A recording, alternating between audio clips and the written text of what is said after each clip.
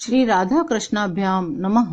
भगवान श्री कृष्ण की कथाओं का आश्रय लेने वाले भक्त जनों, मैं संध्या रानी महात्मा वेद व्यास जी एवं गुरुजनों की आज्ञा से श्रीमद् भागवत महापुराण के तृतीय स्कंद के 26वें अध्याय को प्रारंभ करती हूँ। अध्याय 26 मेहदादी भिन्न भिन्न तत्वों की उत्पत्ति का वर्णन। श्री भगवान ने कहा, माता जी, अब मैं तुम्हें प्रकृति आदि सब तत्वों के अलग अलग लक्षण बतलाता हूँ। इन्हें जानकर मनुष्य प्रकृति के गुणों से मुक्त हो जाता है।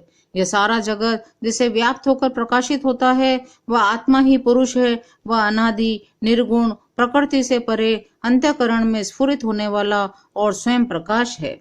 लीलापरायण प्रकृति अपने सत्वादि गुणों द्वारा उन्हीं के अनुरूप प्रजा की सृष्टि करने लगी। यह देख पुरुष ज्ञान को आच्छादित करने वाली उसकी आवरण शक्ति से मोहित हो गया, अपने स्वरूप को भूल गया। इस प्रकार अपने से भिन्न प्रकृति को ही अपना स्वरूप समझ लेने से पुरुष प्रकृति के गुणों द्वारा किए जाने वाले कर्मों को में अपने को ही कर्ता मानने लगा। इस कर्ताभिमान से अकर्ता, स्वाधीन, साक्षी और आनंद स्वरूप पुरुष को जन्म मृत्यु रूपी बंधन एवं परतंत्रता की प्राप्ति होती है।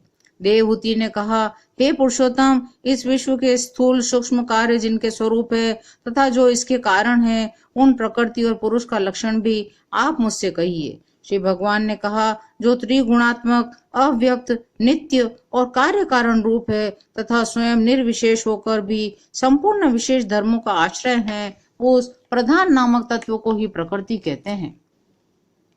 5 महाभूत, 5 तन्मात्रा, 4 अंतःकरण, 10 इंद्रियां, इन 24 तत्वों के समूह को विद्वान लोग प्रकृति का कार्य मानते हैं।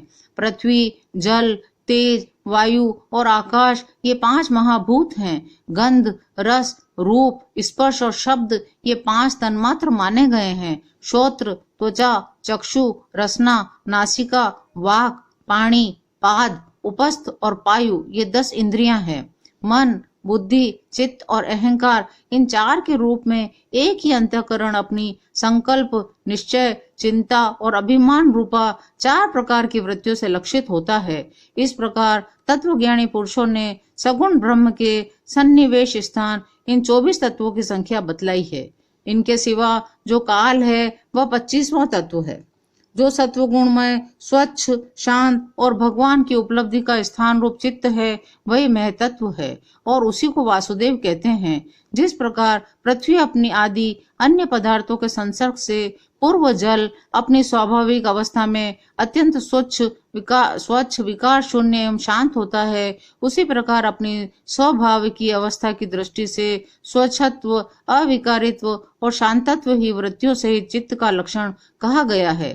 तदनंतर भगवान की वीर्य रूप चित्त शक्ति से उत्पन्न हुए मैं तत्व के विकृत होने पर उससे क्रिया शक्ति प्रदान अहंकार उत्पन्न हुआ। वह वैकारिक तेजस और तामस भेद से 3 प्रकार का है। उसी से क्रमशः मन, इंद्रियां और 5 महाभूतों की उत्पत्ति हुई। इस भूत, इंद्रिय और मन रूप अहंकार को ही पंडित जन साक्षात संकर्षण नामक सहस्र सिर वाले अनंत देव कहते हैं। कर्म और ज्ञान के विभाग से उनके कर्मेंद्रिय और ज्ञानेंद्रिय 2 भेद हैं। इनमें कर्म प्राण की शक्ति है और ज्ञान बुद्धि की। भगवान की चेतन शक्ति की प्रेरणा से तामस अहंकार के विकृत होने पर उससे शब्द तन्मात्र का प्रादुर्भाव हुआ। शब्द तन्मात्र से आकाश और शब्द का ज्ञान कराने वाली श्रोतेंद्रिय उत्पन्न हुई। फिर शब्द तन्मात्र के कार्य आकाश में काल गति से विकार होने पर स्पर्श तन्मात्र हुआ। उससे वायु तथा स्पर्श को ग्रहण करने वाली त्वचा उत्पन्न हुई। तदंतर देव की प्रेरणा से स्पर्श तन्मात्र विशिष्ट वायु के विकृत होने पर उससे रूप तन्मात्र हुआ। उससे तेज और रूप को उपलब्ध कराने वाली नेत्रेंद्रिय का प्रादुर्भाव हुआ। तेज के विकृत होने से रस तन्मात्र उत्पन्न हुआ। उससे जल तथा रस को ग्रहण कराने वाली जिह्वा उत्पन्न हुई। देव प्रेरित रस स्वरूप जल के विकृत होने पर उससे गंध तन्मात्र हुआ और उससे पृथ्वी तथा गंध को ग्रहण करने वाली घ्राणेन्द्रिय प्रकट हुई। आकाश का विशेष गुण शब्द जिसका विषय है वह श्रोतेंद्रिय है। वायु का विशेष गुण स्पर्श जिसका विषय है वह त्वगिंद्रिय है। तेज का विशेष गुण रूप जिसका विषय है वह नेत्रेंद्रिय है। जल का विशेष गुण रस जिसका विषय है वह रसेंद्रिय है और पृथ्वी का विशेष गुण गंध जिसका विषय है उसे घ्राणेन्द्रिय कहते हैं। फिर परमात्मा के प्रवेश से शुद्ध और आपस में मिले हुए उन तत्वों से एक जड़ अंड उत्पन्न हुआ। उस अंड से इस विराट पुरुष की अभिव्यक्ति हुई। इस अंड का नाम विशेष है। इसी के अंतर्गत श्री हरि के स्वरूप भूत 14 भुवनों का विस्तार है। यह चारों ओर से क्रमशः एक दूसरे से 10 गुने जल, अग्नि, वायु, आकाश, अहंकार और महतत्व इन 6 आवरणों से घिरा हुआ है। सबसे पहले उसमें मुख प्रकट हुआ, उससे वाक इंद्रिय, उसके अनंतर वाक का अधिष्ठाता अग्नि उत्पन्न हुआ। फिर नाक के छिद्र प्रकट हुए, उनसे प्राण सहित घ्राणेन्द्रिय उत्पन्न हुई। घ्राण के बाद उसका अधिष्ठाता वायु उत्पन्न हुआ। तत्पश्चात नेत्र गोलक प्रकट हुए, उससे चक्षु इंद्रिय प्रकट हुई।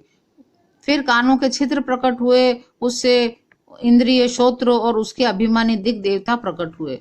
उसके बाद उस विराट पुरुष के त्वचा उत्पन्न हुई, उससे रोम, मूछ, दाढ़ी और सिर के बाल प्रकट हुए। उनके बाद त्वचा की अभिमानी औषधियां उत्पन्न हुई। इसके पश्चात लिंग प्रकट हुआ, उससे वीर्य और वीर्य के बाद लिंग का अभिमानी जल उत्पन्न हुआ। फिर गुदा प्रकट हुई, उससे अपान वायु और अपान के बाद उसका अभिमानी लोगों को भयभीत करने वाला मृत्यु देवता उत्पन्न हुआ। तदंतर हाथ प्रकट हुए, उनसे बल और बल के बाद हस्तेंद्रिय का अभिमानी इंद्र उत्पन्न हुआ। फिर चरण प्रकट हुए, उनसे गति, फिर पादेंद्रिय का अभिमानी विष्णु देवता उत्पन्न हुआ। इसी प्रकार जब विराट पुरुष के नाड़ियां प्रकट हुई तो उनसे रुधिर उत्पन्न हुआ, उससे नदियां हुई। फिर पेट प्रकट हुआ, उससे क्षुधा पिपासा की अभिव्यक्ति हुई।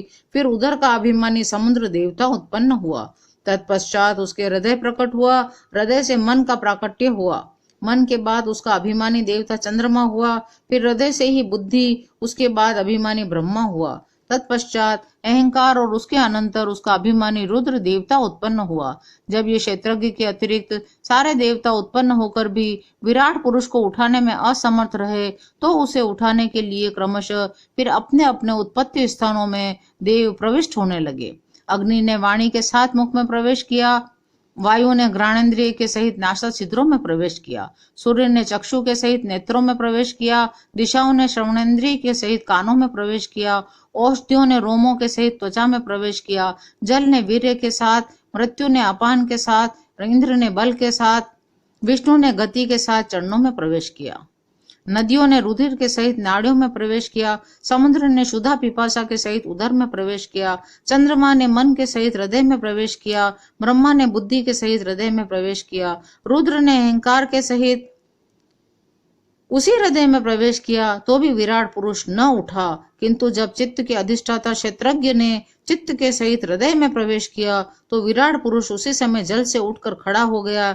जिस प्रकार लोक में प्राण, इंद्रिय, मन और बुद्धि आदि चित्त के अधिष्ठाता क्षेत्रज्ञ की सहायता के बिना सोए हुए प्राणी को अपने बल से नहीं उठा सकते, उसी प्रकार विराट पुरुष को भी वे क्षेत्रज्ञ परमात्मा के बिना नहीं उठा सके। अतः भक्ति, वैराग्य और चित्त की एकाग्रता से प्रकट हुए ज्ञान के द्वारा उस अंतरात्मा स्वरूप क्षेत्रज्ञ को इस शरीर में स्थित जानकर उसका चिंतन करना चाहिए। 26वां अध्याय यहाँ विराम लेता है। शेष अगले अंक में। जय श्री कृष्ण।